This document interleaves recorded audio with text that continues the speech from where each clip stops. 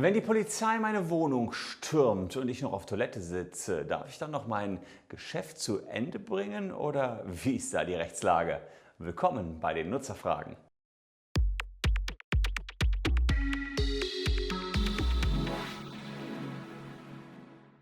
Hallo, ich bin Christian Solmecke, Rechtsanwalt und Partner der Kölner Medienrechtskanzlei Wildeborger und Solmecke und ich kann euch jetzt schon versprechen, das werden die kuriosesten Nutzerfragen, die ich hier je für euch beantwortet habe. Also ihr habt vielleicht Fragen mir mal wieder gestellt, die waren gar nicht so einfach zu beantworten. Frage Nummer 1 mit sage und schreibe über 149 Daumen rauf für diese Frage war: Kurt und Robin sind siamesische Zwillinge. Jetzt erschießt Kurt eine fremde Person, welche daraufhin stirbt. Die beiden sind Polizisten und durften eine Waffe mit sich führen. Wie wird Kurt verurteilt? Er teilt ja mit Robert den gleichen Körper und der darf unschuldig doch wohl kaum verurteilt werden.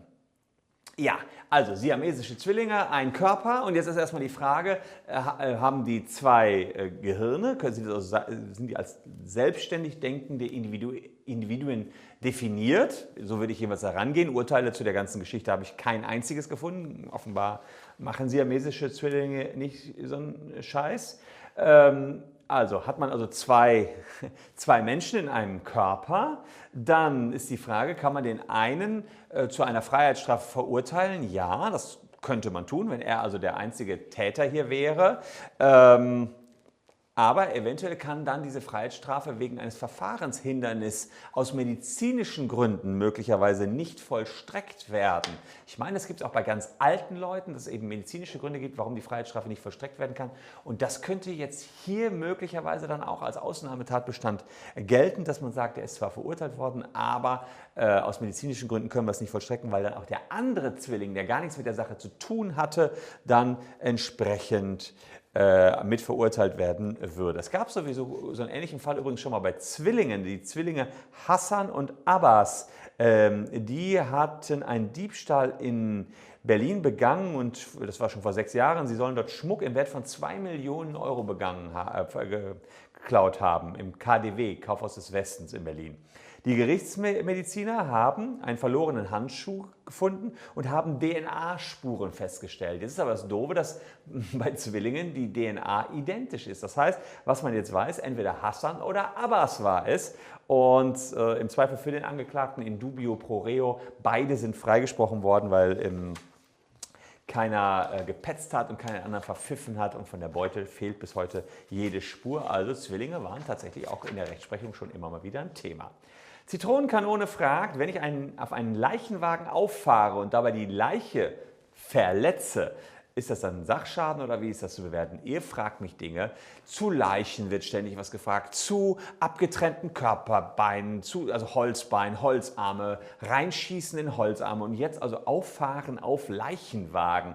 Auch wieder nicht ganz so einfach, wie das Ganze zu beurteilen ist.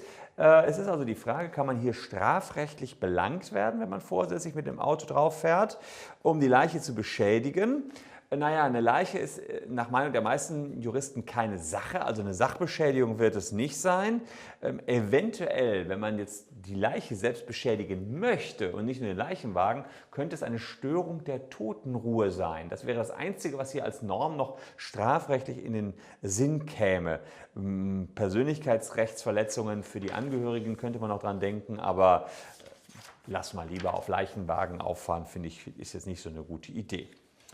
Und Robert Griesbay hat natürlich wieder die verrückteste Frage des Tages, oder verrückt waren sie eigentlich alle. Was ist, wenn die Polizei meine Wohnung stürmt und ich auf der Toilette gerade meine Geschäfte erledige? Darf ich in Ruhe weiter mein Geschäft machen oder muss ich da was beachten?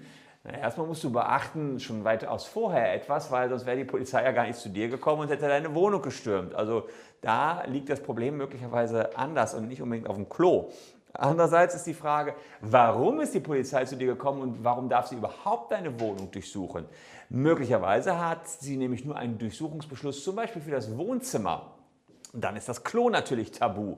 Möglicherweise besteht aber der Verdacht, dass du Drogen verkaufst. dann ist das Klo natürlich nicht tabu. Dann kommen die, auch wenn du gerade dein Geschäftchen erledigst, reiß nicht da vom Klo runter, um zu verhindern, dass du jetzt Drogen möglicherweise die Toilette runterspülst. Und da werdet ihr alle genügend Kriminalfilme gesehen haben, dass das immer wieder passiert.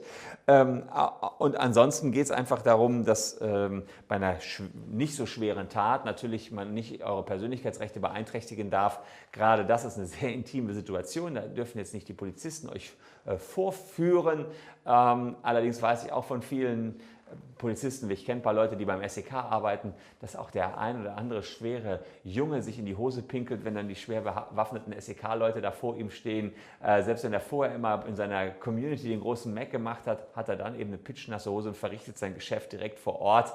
Also selbst das kommt vor. Toilette, SEK und Hausdurchsuchungen sind also doch dann wieder nicht so eine Seltenheit. Aber im Einzelfall kommt es darauf an, warum stehen die überhaupt bei dir in der Tür. Das waren verrückte Fragen, die haben wir deswegen beantwortet, weil sie so viele Daumen hoch bekommen haben. Unter dem Hashtag FragWBS könnt ihr die Fragen irgendwo in die Kommentare posten. Wir finden die und werden die nächste Woche schon beantworten, wenn sie entsprechend viele Daumen hoch haben. Euch schönen Sonntag noch. Tschüss und bis zum nächsten Mal.